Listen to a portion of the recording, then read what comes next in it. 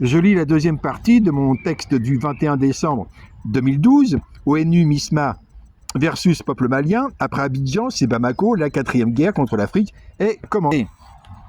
Au titre, la quatrième guerre esclavagiste contre les peuples d'Afrique, elle fait 3 millions de morts par an.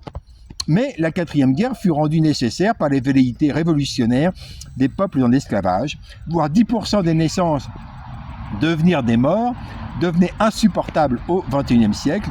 Il devint donc de plus en plus difficile de comprimer, sans révolte populaire, les salaires au niveau de 1/20 du SMIC français.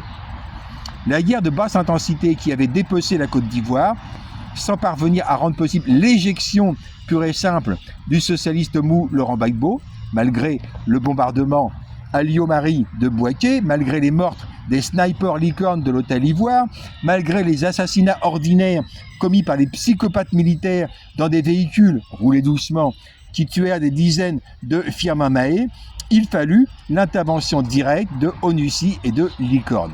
On a commencé à voir des efforts et autres troupes d'occupation venir du Nord envahir peu à peu divers pays d'Afrique. C'est maintenant le tour du Mali. Titre: attaque esclavagiste du Qatar contre le Mali. Au début 2012, Sarkozy envoie le Qatar attaquer le pays. Les coupeurs de main en sardine reprennent les bonnes vieilles traditions belges en les étiquetant charia.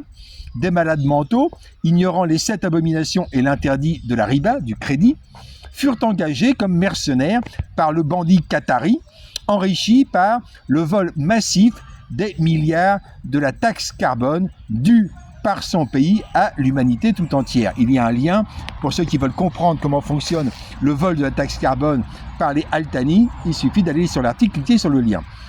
À l'instar de Franco, le fasciste espagnol, qui commença ses crimes par l'usage de mercenaires islamo-fascistes marocains.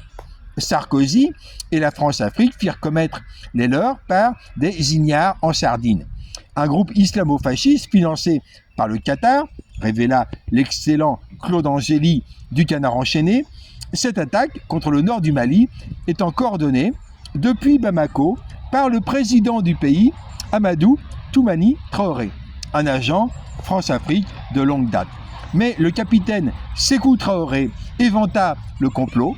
Par un hasard extraordinaire, le capitaine Sékou Traoré, il entra en possession du Thuraya, le téléphone satellitaire de ATT, le président du Mali, et découvrit le poteau rose France-Afrique, Qatar, Sarkozy en sardine.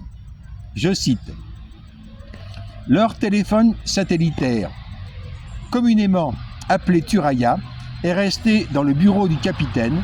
C'est dans la journée du 20 janvier au matin que le téléphone satellitaire extorqué au chef rebelle a sonné. Au bout du fil, c'était le président ATT qui appelait, mais tombe sur le capitaine Traoré. C'est ce coup de fil gênant qui est à la base du massacre d'Aguelok du 24 janvier. Je donne le lien vers l'origine de cette citation et le reste de l'article d'où il est extrait.